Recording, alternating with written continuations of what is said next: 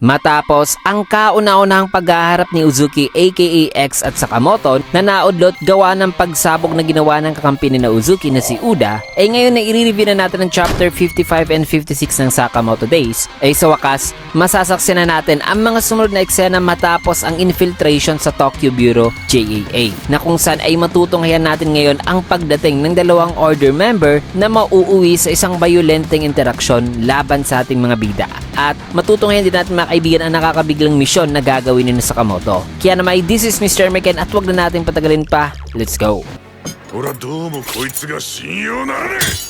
Nagsimula eksena dito sa Tokyo Bureau Building ng JAA na kasalukuyang nire-repair. Naayon dito na mga ilang araw na raw ang lumipas simula nung infiltration. At dito sa Ikurazaka Hospital ay may kita si Sakamoto na na-ospital at nanonood ngayon ng news na kung saan ay marami raw mga bisita ang dumalo sa panibagong atraksyon daw sa Tokyo na isang leaning tower daw. Matapos niyan ay may kita na mababait kay Sakamoto ang mga matatanda rito na binibigyan siya ng mochi. Nasabi naman ng nurse na masyado na raw madami ang kinakain nito, na ayon naman ng isang pasyente na ang katawan daw ni Sakamoto ay para rin daw Daifuku mochi. Maya-maya pa ay mapapansin naman sa isang sulok sa likod ng pintuan nitong si Shin na may daladalang prutas na sabi sa kanyang isipan na di niya raw ito magagawa. Paano raw niya may papakita ang kanyang pagmumukha sa harapan ni Sakamoto matapos daw ang nangyaring insidente doon. Nagtaka naman itong matanda na baka'y nawawala raw rito sa ospital si Shin, na sa isipan pala ni Shin ay inalala niya ang sinabi sa kanya ni Uzuki noon na patayin na lang daw ang sarili nito. Nasabi sa isipan ni Shin na ang buong akala raw niya ay mas lumakas na raw siya matapos niyang labanan ang serial killer mga kaibigan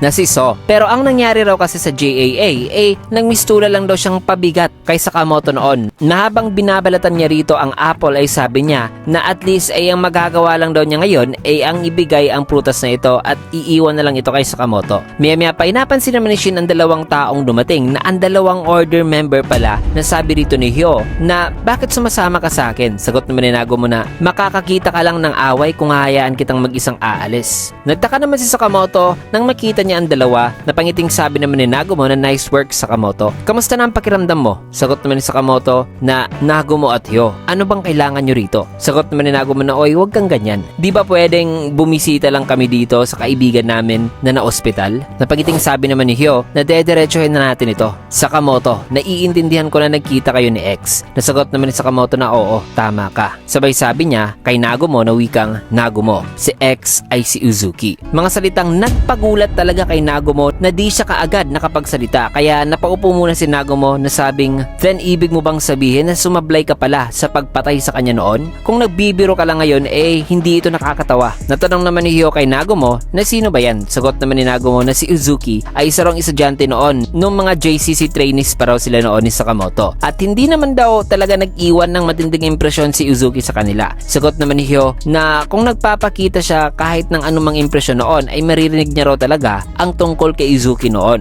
Pero noon kasi sa class daw ni Nagumo ay ang pangalang lagi raw niyang naririnig ay ang pangalang Sakamoto, Nagumo at Akao. At ang mga bad rumors na naririnig niya ay mostly tungkol daw kay Nagumo. Napangiting sabi naman ni Nagumo na totoo ba? Well, di ko talaga narinig ang pangalan mo noon Hyo. Napagalit namang sagot ni Hyo na papatayin kita. Late bloomer lang talaga ako, okay? May kita naman si Shin na palihim pa lang nakatingin sa kanila na sabi sa kanyang isipan na wikang nung isang JCC trainee pa si Mr. Sakamoto. Matapos yan ay umalis na si Nagumo na sabi naman ni Hyo na sige, kung kilala pala namin itong si X, eh kami na ang bahala rito. See you, Sakamoto. Subalit sinabihan naman sila ni Sakamoto na teka, may isang bagay akong hindi pa sinabi sa inyo. Tanong naman ni Hyo na ano? Kaya sinabihan naman sila ni Sakamoto na wikang gagawa tayo ng kasunduan. In return ay sasabihan mo ko kung ano ang nalalaman nyo ng mga order patungkol kay X. Di naman sumagot si Hyo pero may napansin naman si Nagumo sa kanya. Nang maya-maya pa'y sinira naman ni Hyo ang isang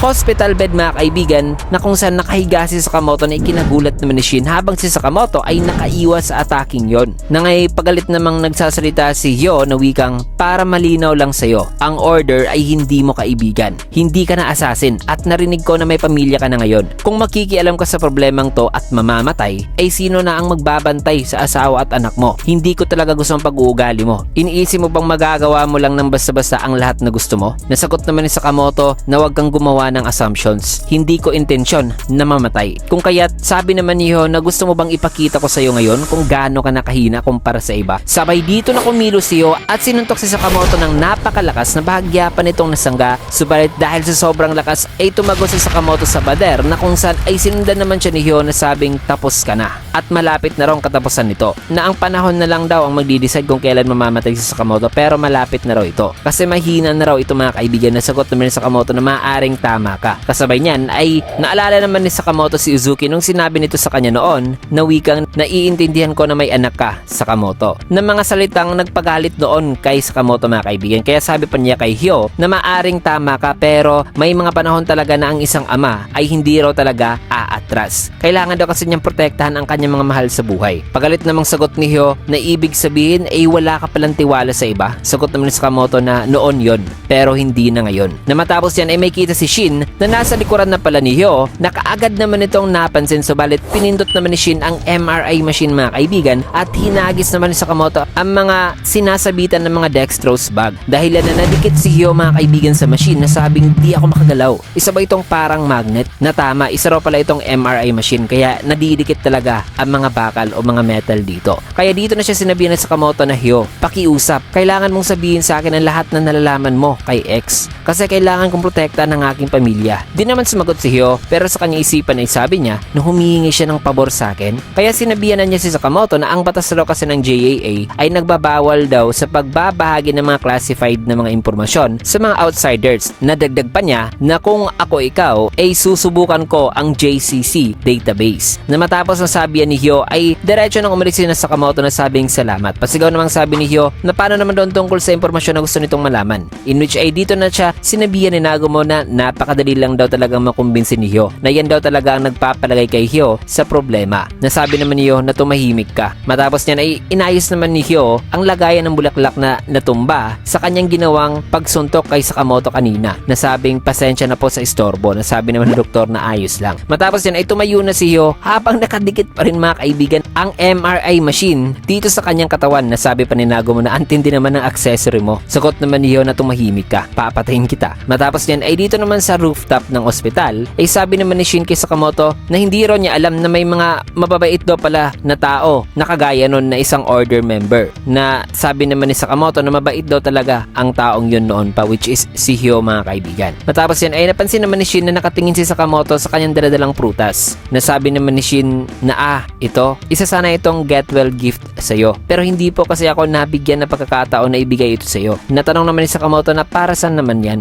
na magbibigay ka ng prutas dito sa akin. Napaliwanag naman ni Shin na naging pabigat raw kasi siya kay Sakamoto noon nung sa insidente nangyari sa JAA at nahihiya raw siyang magpakita raw kay Sakamoto dahil daw doon. Kaya sumagot naman si Sakamoto na sabing during daw sa time nung nasa JAA sila, nung binanggit daw ni X ang kanyang anak ay muntik na raw siyang mawala sa kanyang sarili. Na si Shin daw ang naging dahilan sa kung bakit bumalik daw siya sa kanyang senses. Kaya sinabihan niya si Shin na lagi mo akong sinasalba. Kailangan pa rin kita. Kailangan ko talaga ng tulong mo. Subalit ang senaryong to ay sa isipan lang pala ni Sakamoto kaya painis namang sabi ni Shin na bakit ayaw niya pong sabihin sa personal ang mga salitang yan. Nasabi naman ni Sakamoto na anyway, ngayon na may lead na tayo kay Slur, Shin, ang susunod nating pupuntahan ay ang JCC. Matapos yan ay dito naman sa Tokyo JAA Bureau Building ay maririnig naman si Usaragi na sabing Mr. Shishiba. Tanong naman ni Shishiba na ano? Sagot naman ni Usaragi na ngayon ay naiintindihan ko na ang sinabi mo noon. Patungkol sa nakakainis daw talaga kung sa iyong pagbalik ay sira na ang bahay mo. Nasabi naman ni Shishiba na tama ka. Also higit pa raw sa pagkasira ang nangyari rito kasi inubos raw ng mga nag-infiltrate ang 40% daw sa Kanto Bureau at ang stock ng JAA ay bumaba raw ng husto dahil dito. At kinansilan na raw ng kanilang mga kliyente ang mga assassination request sana nito. Kaya hindi na raw ito biro. Nasabi naman ni Saragi na so paano raw ang kanilang mga bonus sa taon na ito. Nasabi naman ni Shishiba na maaaring hindi na nila ito matatanggap. Nasagot naman ni Saragi na huwag kang sobrang maging dramatic. Kaya paliwanag naman ni Shishiba na sa tingin niya ay i-revise daw talaga ng kaunti ng management ang JAA regulations dahil sa nangyari. Nawalan daw kasi sila ng maraming staff kaya kailangan daw nilang mag-recruit ngayon. Napatuloy lang naman si Usaragi sa pag-inom kaya sabi naman ni Shishiba na nakikinig ka ba? Anyway, ito na raw ang panahon siguro na magtitipon-tipon na raw ang lahat ng mga order members. Tatanong naman ni Usaragi na ang ibang order members? Sagot naman ni Shishiba na oo. Ano kayang pinagagawa ngayon ni Kanaguri at ang iba pa? Nasabi naman ni Saragi na hate daw niya si Kanaguri. Sagot naman ni Shishiba na maging mabuti ka. Matapos yan ay dito naman sa isang abandoned warehouse, may kita ang isang taong nagpe-perform ng surgery na sabing na kompleto na raw ang nerve reconnection. Na kung saan ay ang nagpe-perform pala ng surgery ay si Kashima na nireconnect ang naputol na braso ni Gaku mga kaibigan. Na sabi pa ni Kashima rito na wag raw kumilos ng husto si Gaku hanggang sa di pa raw na-stabilize ang circulation sa braso nito. Kasi ang mga nerves ay nare-recover daw gradually na para bang isang halaman na unti-unting tumutubo. Na magte-take pa raw ito ng time bago pa raw babalik ang pandama ni Gaku sa mga daliri nito. Nasabi naman ni Gaku na ang galing. Salamat Mr. Kashima. Sagot naman ni Kashima na dapat daw magpasalamat si Gaku sa taong nag-slice daw sa braso nito. Kasi napakalinis daw ang pagkaka-slice nito. Kaya ang mga muscle tissue raw nito ay buhay pa. Na sino ba raw talaga ang may gawa niyan? Nabihira lang daw ang taong nakakatama o nakapagbigay ng damage talaga kay Gaku. Na nang magsasalita pa sana si Gaku habang inaalala si Takamura ay sabi naman ni Uzuki na sabing wag mo na yung dibdibin pa ng husto Gaku. Ikaw siguro ang unang tao na nanatiling buhay matapos makaharap si Mr. Takamura. Sabi naman ni Gaku na boss. Sagot naman ni Uzuki na maganda. Na-reconnect na pala ang braso mo. In which ay ayon naman kay Gaku na oo, pero sabi raw ni Kashima di na raw maayos ang kanyang tenga. Sabi naman ni Kashima na may limitasyon din naman daw siya. Umupo naman si Uzuki kaya sabi ni Kashima rito sa kanya na parang pagod ka yata. Sagot naman ni Uzuki na oo, pagod ako. Ang pagkatake naman sa JAA ay sumablay daw at hindi raw niya na-imagine na magpapakita raw si Mr. Takamura noon. Na sa huli ay na-rescue pa raw sila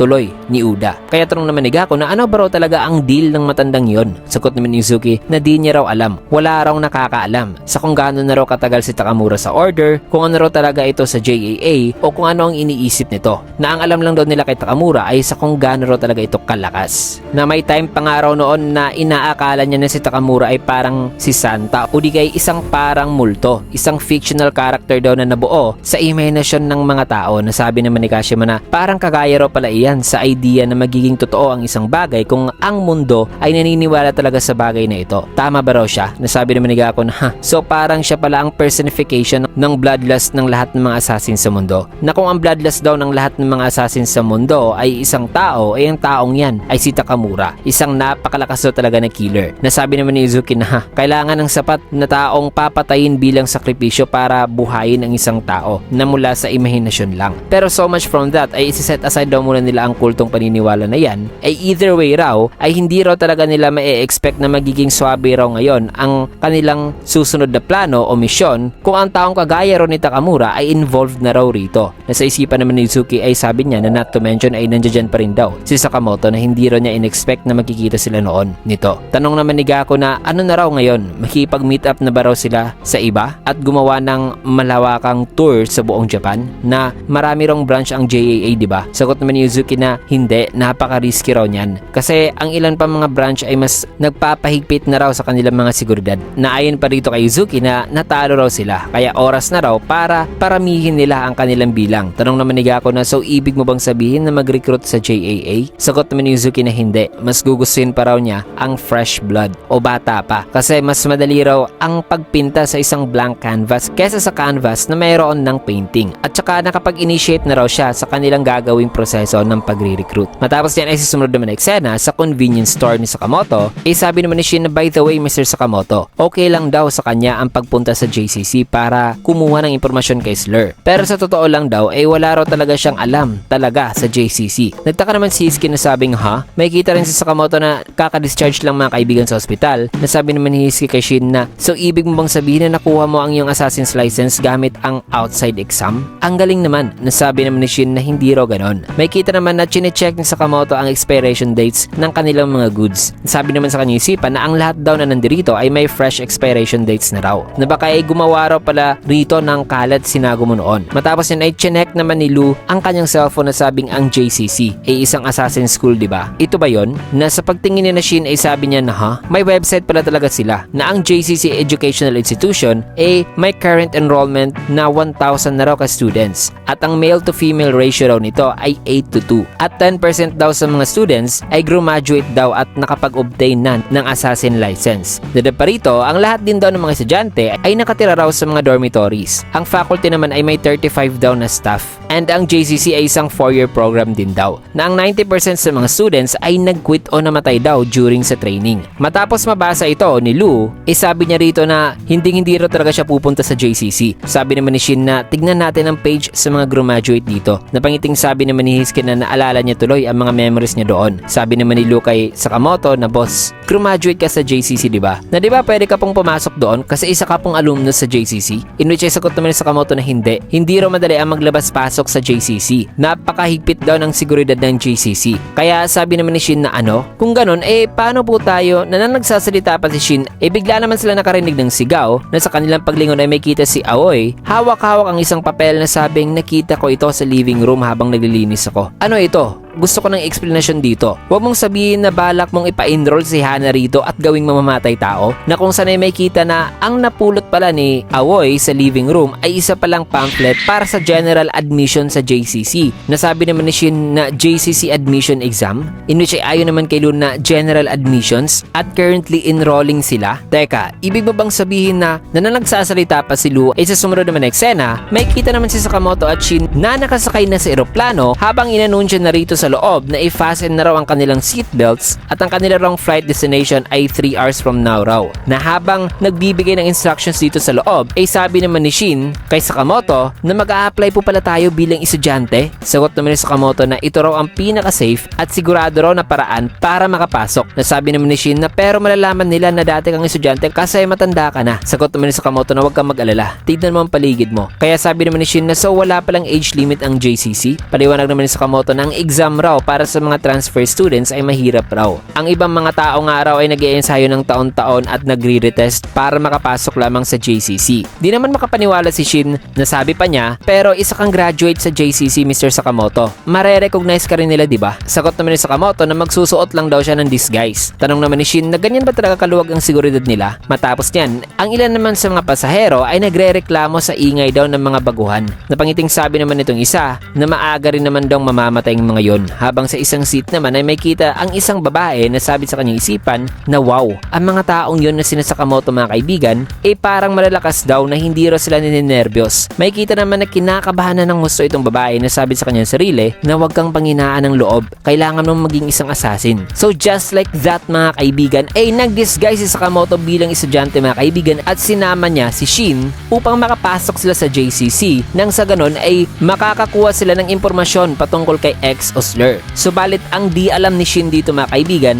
na ang pag-enroll pala sa JCC ay parang isang impyerno sapagkat sa susunod na chapter ay isang literal na battle royale, rambulan at matinding bakbakan ng ating matutunghayan. Kaya tutok lang kayo kasi dito man natin tatapusin ang video sa last panel na ito. Kaya naman kung gusto niyo yung video, can get a like, comment, follow, or subscribe na rin for more videos like this upang palagi kayong maging updated at hindi na mahuli pa sa mga panibagong videos natin. Maraming salamat and see you guys again on my next video.